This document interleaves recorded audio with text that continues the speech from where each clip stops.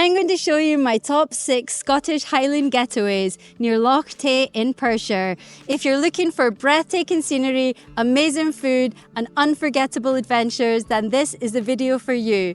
From rugged mountains to scenic lochs, I'll take you around and show you some unique experiences that Scotland has to offer. Stick around for some top tips for visiting Scotland, and PS, I'm taking my dog Copper with me, so let's go! I've just stopped off on the way to Loch Tay at this cute little village called St Fillans. St Fillans is a picturesque village within the Loch Lomond and the Trossachs National Park. With around 200 residents, it may be on the smaller side, but it certainly makes up for that with its charm. The village lies at the eastern end of Loch Earn, which, at 87 metres deep, is one of the deepest lochs in Scotland. Beavers are definitely active on Loch Earn, as you can see by this nod tree. They have been reintroduced back to Scotland after becoming extinct in the 16th century. The best time to look for them would be dusk or dawn. In the summer season, boating and canoeing is very popular on the loch. Walking or Munro bagging can be done all year round, but you just need to make sure to dress appropriately for the weather because it can change in the blink of an eye. You can also picnic with the goodies that you brought from the local shop and feed the friendly ducks. Built in the 19th century, the Glen Ogle Viaduct is an impressive stone structure with 12 arcs built to carry the railway line across the steep-sided glen. Now disused, it has been converted into a popular cycle path known as the Rob Roy Way. You can find the viaduct on the road that takes you from St Fillans to your next stop in Killin. Before we get into any sights in Killin, we had to stop off for some lunch at the Capercaillie Bar and Restaurant. The restaurant has excellent views of the falls, it's warm and cosy with a wood-burning fireplace, and also dog-friendly with lots of space for your furry friends. We tried the Killin skink soup as they're known for it, and it did not disappoint. Killin skink is a thick Scottish soup made with smoked haddock, potatoes and onion. It was creamy and delicious, especially paired with a crispy roll, which I loved. We also tried the breaded haddock, and honestly, it was not the best I've tried. I do prefer it battered with mushy peas, but overall, a lovely lunch with a view.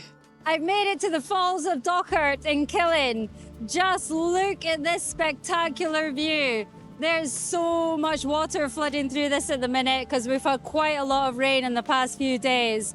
Isn't this stunning? Killin sits at the edge of Ben Lawyers National Nature Reserve and the Loch Lomond and the Trossachs National Park, so you can enjoy a mix of wildlife watching, outdoor activities, as well as walking or hiking. A short walk to the Bridge End Mill Shop, a quick look at what's on offer, but with the aim to pick up a key and unlock our next adventure. The Clan MacNab burial grounds are kept under lock and key, located next to the Falls of Dochart on the island of Inchbuie, or the Yellow Island. Owned by the MacNab Memorial Trust, the island contains the ancient burial grounds of the Clan MacNab, who lived in the surrounding areas for almost a millennium. Clan MacNab had a storied history and were involved in conflicts with Robert the Bruce, the 16th century Anglo-Scottish Wars and the Jacobite Risings during the mid-18th century. The last members of the clan are buried here. In this enclosure, the last clan chiefs are buried, while the surrounding graves mark the resting places of the less senior members to the east. In the distance, we can see the old Dochart Viaduct. Such a thought-provoking experience to wander through somewhere steeped in such vast amounts of history, a truly unforgettable experience. Behind me is the ruins of Finlair Castle. Let's go explore. Nestled in the outskirts of Killin, Finlarig Castle is an atmospheric ruin shrouded in history, tales of bloodshed and mystery. Built in 1629 by Sir Duncan Campbell of Glenorchy, known ominously as Black Duncan, one of the most infamous features of the Finlarig Castle is the stone-lined pit near the north wall, which local legends claims was a beheading pit. One of the most famous visitors to the Finlarig Castle was none other than the legendary Rob Roy MacGregor. The notorious Scottish outlaw is said to have spent time here in 1713, a reminder of the castle's significance in the turbulent history of the 18th century. While nobles may have met their fate in the beheading pit, commoners and criminals were sent to their deaths in the infamous hanging tree. This ancient tree, standing near the castle ruins, is believed to have been the site of countless executions. Those accused of crimes, whether guilty or not, were hanged from its sturdy branches. Would you dare to stand beneath the hanging tree? We went to the Killin Hotel for dinner. It was warm and we felt very welcomed by the staff. When I saw battered fish and chips on the menu, I knew that's exactly what I needed, and it did not disappoint. The batter was light and airy, revealing tender, flaky white fish, complemented by a tangy tartar sauce and a squeeze of fresh lemon and crispy chips. The burger was juicy and flavourful, and the slaw on the side was delicious. Blair Atholl is a charming village in Highland Perthshire not far from Lochs, and the House of Brewer is situated a short distance from Blair Atholl itself, but is well worth a visit. The House of Brewer sells everything that you could imagine, from Scottish sweets and jams to whiskies and gins, clothing to award-winning meats and cheeses, and my favourite, pies and Scotch eggs. Unfortunately, the House of Brewer is not dog-friendly, but the walk we're about to go on is. There's a hidden secret just behind it. It's called the Falls of Brewer, and it's a lovely walk up a waterfall right at the top, so let's go see. The Falls of Brewer is a beautiful walk, which is quite short but is surprisingly strenuous as it can be quite steep on the way up. The path passes through pine trees and later birch, rowan, aspen and willow. When visitors first came in the 18th century, there were no trees here. Robert Burns, after visiting the popular beauty spot in 1787, petitioned the Duke of Atholl and asked for the falls to be surrounded with lofty firs and ashes cool. The first plantations were laid out in 1796 and mostly fell to provide wood for the Second World War and replanted afterwards. Every time we visit the area, we always do this walk as it is one of our favourites. It is especially interesting to see in different seasons. Last time we visited in summer and it looked completely different to the fast-flowing turbulent current, making a roaring sound as it passes over the rocks like right now after the heavy rain. Worth a visit in all seasons. In summer, the flow was really calm and we even dipped our feet in and had a paddle to cool off. Such a contrast. We've arrived in Blair Atholl after that lovely walk and we're going to get some food now in the Blair Atholl Bothy Bar. I am a huge fan of the Bothy Bar as it has this traditional warm and welcoming Scottish vibe. It's homely and is an excellent place to warm up by the fire after a rainy day. A bonus is that it is very dog friendly as well. Mince and tatties is a traditional Scottish dish consisting of braised minced beef cooked in a rich savoury gravy served with carrots, peas and mashed potatoes. This was very comforting after a long rainy walk. The beef in the rich steak and ale pie was cooked to perfection with a light crispy pastry accompanied by flavourful parsnips and carrots. If you visit during the summer, you must go to the Blair Atholl Watermill and Tea Room. The working mill dates back to the 1590s where stone ground oatmeal and flours were milled and sold. Today, the baking sold in the cafe uses flour from the mill, and let me tell you, the selection of pastries and breads are delicious. Nothing beats freshly made bread that's still warm. You can also visit the mill to learn about its history and how it works to this day. Unfortunately, inside the cafe is not dog friendly, but they do have a tea garden which is, and you can enjoy your carrot cake, which they are famous for. There is lots to do and see around Blair Atholl, like the Atholl Country Life Museum. You can grab some fish and chips at the takeaway, visit the information centre for more ideas of what to do and see, walk around the town village and admire the beautiful buildings such as the church, the village hall and the quaint little gift shops, or visit the famous Blair Atholl Castle and Gardens. Pitlochry is another charming town nestled in the scenic Perthshire Highlands, known for its stunning landscapes, Victorian architecture and outdoor activities. It is one of my personal favourite places to visit. It needs a whole video in itself to show you all the things to do and see in the area. It's a very dog-friendly destination and busy with visitors all year round, less so in winter, making it an ideal time to visit. Situated on the banks of the River Tummel, you can visit the jaw-dropping views of the Pitlochry Dam and Loch Scally. The visitor centre features a gift shop and cafe. It's free to enter and also fully dog-friendly, which is excellent. The centre has interactive exhibits that demonstrates how energy is harnessed from nature using wind and water and turned into electricity. Visitors can enjoy discovering the secrets of the annual journey made by salmon when they return to their native Perthshire rivers to spawn, and the part played by the salmon ladder, which has been crossed by over 250,000 salmon since it was built in 1952. A visit to Blair Atholl distillery in Pitlochry offers a warm welcome and an immersive whisky experience. If you want to take a guided tour, you'll explore the traditional whisky making process from malting to mashing to fermenting and distillation, all while taking in the distillery's charming stone buildings and copper pot stills. The cosy visitor centre and well-stocked shop is a must visit for whisky lovers. They also have a lovely bar, and this is also dog friendly. Only the tours are not dog friendly, so still an amazing day out if you want to go visit. We stumble across the beautiful Holy Trinity Church, set within this stunning churchyard, with a babbling burn and great trees, with its own serenity garden. Unfortunately, as we arrived late in February, it was closed. Otherwise, is open April till January and will welcome any visitors with a friendly smile and a cup of tea. The Pitlochry Church of Scotland is also a lovely building and is open from 10 AM for Sunday worship and offers tea, coffee and a chat afterwards in the terraced hall for regulars and visitors alike. We're going to one of our favourite restaurants called the Old Mill Inn. They are very dog friendly and the food that they do is absolutely delicious. Chicken Killiecrankie is stuffed with McSween's haggis, served with baked carrot and parsnip on mash with whiskey and mustard sauce. It has the most exquisite flavours and is cooked to perfection. I have it every time I come here, it's that good. Belly of pork is braised porchetta on creamed cabbage and bacon with mash and red wine jus.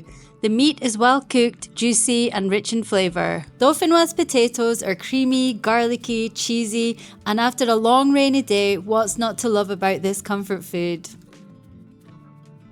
Today we visit the Scottish Highland Centre, which is an outdoor iron museum. I did just say iron museum, but I meant to say Iron Age museum, so let's start that again. The Scottish Highland Centre is located on the shores of Loch Kenmore, and is an open-air museum that offers a fascinating glimpse into the ancient Iron Age life in Scotland. The centre used to feature a reconstructed cranach, which is an ancient wooden dwelling built on stilts over the water based on archaeological findings from the loch, but it burned down in 2021. However, they are in the process of building a new one. We took part in making our own flatbreads on an open stove and they tasted really good. We had sweet with honey or savoury with poppy seeds and hazelnuts. We watched a blacksmith demonstrate techniques that were used to make household items. In this case, they were making a spoon. We also took part in some wood carving, but I must admit it was definitely harder than it looked. There is a tour of their museum, but this part is not dog friendly. However, the rest of the outdoor areas, cafe and shop are fully dog friendly. If you're in the area, I would recommend to come and see the Fontenelle yew. It's believed to be over 5,000 years old. This yew in Fontenelle is said to be one of the oldest living trees in Europe. Yew trees are commonly found in graveyards across the UK and Europe, deeply rooted in folklore, mystery and history. Yew trees like this one are extremely long-lived, symbolising eternal life and rebirth. In some tradition, yews were thought to ward off evil spirits, making graveyards sacred and protected spaces. Join us at the Ferryman's Inn to get some really lovely Scottish food. Famous for its platters, we chose the Ferryman's platter of calamari, mac and cheese, Killin skink, hand-cut chips, haggis croquettes, deerstalker braddies and padron peppers. We also got on the side crispy buttermilk chicken tenders. Honestly, this is probably the best selection of food that we've had on our stay. It was amazing to try all these little different bits and pieces. The Ferryman's Inn is part of the Taymouth Marina Lochside Spa Resort. It's very dog friendly and they were very welcoming. If you go out the back, there's a pier that can take you onto Loch Tay and give you some absolutely stunning views of the scenery. We've just arrived at the Falls of Acharn, where we're going to go for a lovely walk. Thankfully it's sunny, but the rain is probably going to come soon, so we better hurry up. This is a very beautiful walk, short but steep, and heads through a Victorian hermit's cave to view the dramatic Falls of Acharn. Hermit's Cave is an artificial stone-built cave constructed in the 1760s by the 3rd Earl of Breadalbane to give the most dramatic introduction to the falls. Visitors included Robert Burns and William Wordsworth. The cave is really dark inside, but you can still manage without a torch or just use your phone. I nearly walked into someone that was coming towards me, so just be careful. There is a viewing platform that takes you down to a wooden bridge suspended over the burn. These give beautiful views of the upper falls, as well as the sculptured rocks and potholes in the riverbed. Again, the rain has been incredibly heavy the whole time we've been away, so the falls are definitely a lot stronger than they usually are. And we've just stopped off in a lovely little village called Kenmore. Behind me is a beautiful church. Kenmore Parish Church stands at the western end of the square, the main open area in the heart of the attractive village Kenmore. Many of the windows carry beautifully designed stained glass, and the modern etched window of the north wall and the west is especially striking. The church was built in 1760 to serve the planned village of Kenmore, which has been redeveloped here on the site of an earlier village over the period since 1755. Kenmore is a picturesque village in Perthshire, located at the eastern end of Loch Tay. It is known for its scenic beauty, historic charm, and outdoor activities like fishing, hiking, and water sports. The village dates back centuries and features the Kenmore Hotel, one of Scotland's oldest inns, and a historic bridge built in the 18th century. Kenmore Village Shop is really quaint and has everything that you would need. I really enjoyed the cheese section, and we bought the fat cow cheese, and it was actually really nice. I would recommend it. Taymouth Castle near Kenmore is a grand 19th century neo-Gothic mansion built on the site of former Balloch Castle, the ancestral home of the Campbell clan. The castle is currently undergoing restoration as a luxury resort. Therefore, unfortunately, we had no access to visit the castle. These are only the entrance gates. I had never been to Kenmore before, and I was quite taken aback at how beautiful this village is. It's like walking back in time. There is lots to do and see around the area, and I can imagine that this would just be so busy during the summer, so it's actually quite nice to visit it on the off season.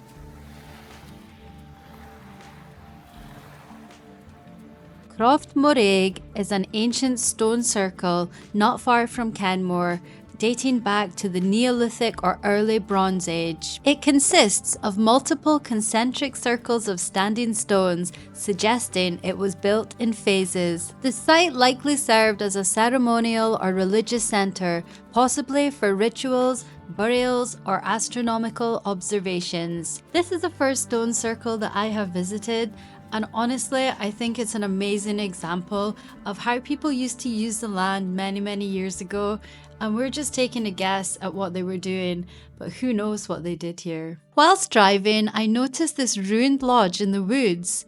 This is just absolutely stunning. Can you imagine living somewhere like this? And to my surprise, when we were driving back to the cottage, we actually found one that has been restored and is now lived in. What are the chances? We briefly drove by Castle Menzies, which is not far from Kenmore and is a stunning 16th century baronial mansion that served the ancestral seat of the clan Menzies. Legend has it that it is still haunted. We're in Aberfeldy and we're going to do this walk called the Birks of Aberfeldy. Another beautiful Scottish sunny day. The Birks of Aberfeldy is a circular walk through mature mixed woodland on the western outskirts of Aberfeldy. You can follow the well-defined path which is overhung by mature trees, from where you can admire birch, oak, ash and elms. The path also offers excellent views to the roaring white water of the falls and during winter across to Strathtay. Much of the gorge is designated as a site of scientific interest for its botanical features, and it is likely that there has been continual woodland cover at the site for up to 8,000 years. The gorge is a place of immense natural power and beauty in any season, but perhaps the most photogenic would be in the cooler days of late autumn. However, even though it is pouring of rain today, the Birks of Aberfeldy is absolutely stunning, and we don't mind walking in the rain. You have to get used to it if you either live in Scotland or you're visiting in winter. This picturesque spot was made famous by Scotland's national poet Robert Burns in 1787 when he penned his famous poem The Birks of Aberfeldy, inspired by the beauty of the landscape. As you follow the trail, you can admire the same enchanted views that captivated Burns, including the dramatic Falls of Monass. The site remains a beloved destination for nature lovers, history enthusiasts, and those eager to experience that poetic charm that Burns so vividly described. The Birks of Aberfeldy is definitely one of my favourite walks. I do love to look at all the mosses and lichens and mushrooms that you can see all over the trees and the forest floor. We were lucky enough to see a red squirrel this time as well.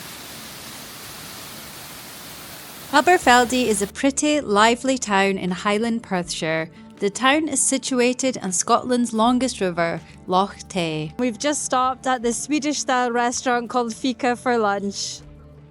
We ordered a Swedish classic, which was an open sandwich with beetroot salad, sliced meatballs, and mixed leaves served on rye bread. This was very good. The chorizo and chickpea stew with sour cream was like a hug in a mug, especially on a cold day. Aberfeldy Church is in the heart of Aberfeldy. Even in the rain, the steeple looked majestic, a must-see. A trip to Aberfeldy would not be complete without a trip to the famous Watermill. The Watermill is a bookshop, gallery and cafe in a 3-storey former oatmeal mill. The bookshop is full of nooks and crannies and is packed with a huge selection of books for people of all ages and interests. As a former mill, the building itself is steeped in history and really interesting to wander around and have a look at how the mill used to work. Upstairs is the art gallery, which has a changing programme of exhibitions and was absolutely packed full of charming paintings and sculptures, well worth a visit. The cafe is lovely, but we didn't realise that it's now dog friendly, as the last time we visited it wasn't, but we were so full by that point after lunch that we couldn't eat another thing. Definitely we will come back next time. However, there is always room for chocolate, and a trip to the Perthshire Highlands would not be complete without a visit to the award-winning Highland chocolatier. If you're looking to treat yourself or for a special souvenir from your trip, then look no further. The chocolate shop and gift showroom has every kind of chocolate you could dream of and an Aladdin's cave of gifts. There is even a chocolate exhibition that takes you through a journey of chocolate history and a beautifully decorated extensive lounge. Only dogs in crates are welcome inside, and since we didn't have one for Copper, we bought a selection of chocolates to take away. The Dewars Distillery is also close to Aberfeldy, has a cafe, shop, a museum, and offers tours of the distillery as well as whisky tastings. Unfortunately, only the outside grounds are dog friendly, so no whisky for us today. The Black Watch Monument in Aberfeldy commemorates the formation of the Black Watch Regiment in 1739, honouring its soldiers' bravery and service. Known as the Black Watch for the watch they kept on the Highlands and from their dark government tartan. Nearby, the stunning Wade's Bridge, built in 1733 by General George Wade, is a historic stone bridge over the River Tay, crucial for military and civilian travel in the Scottish Highlands. Just stumbled across this lovely church in the little village called Weem. The Church of Weem is built in a traditional Scottish Gothic style, featuring pointed arches, stained glass windows and stone masonry. It is known for its connections with the Menzies family, featuring ancient burial sites in a peaceful setting rich in local heritage. We found one of the most unusual places to visit just on our last day. Situated in the village lawyers is this amazing horn carver. If you're looking for something unique for yourself or as a souvenir, this has got to be on your list. The shop is small but packed to the brim with a whole host of things you wouldn't even think could be carved out of horn. This is a must-see if you're in the area. And just look at that pile of horns waiting to be carved in the garage. Tombreck Farm Shop in Lawyers was also such a lovely find, with so much fresh local produce, including fruit, veg, meat, and loads of sweets. You can also pay yourself using an honesty box. Come here for an authentic local Scottish experience. Nestled in the heart of the Scottish Highlands, Ben Lawyers National Nature Reserve is a breathtaking landscape of towering peaks, rare alpine plants, and diverse wildlife. Dominated by Ben Lawyers, Scotland's 10th highest mountain, the reserve is a haven for nature lovers, offering incredible hiking trails with panoramic views over Loch Tay. The area is renowned for its rich biodiversity, home to rare Arctic alpine flora, golden eagles soaring above, and red deer roaming the rugged slopes. Adding to the dramatic setting is the Lawyers Dam, a key part of Scotland's hydroelectric power scheme. Built in the mid-20th century, the dam created a striking reservoir that mirrors the surrounding mountains on still days. Whilst an impressive feat of engineering, it seamlessly blends with the wild beauty of the landscape. Whether you're an avid hiker, a wildlife enthusiast, or just looking for a peaceful escape, Ben Lawyers and its dam offer a unique, unforgettable experience in one of Scotland's most spectacular locations.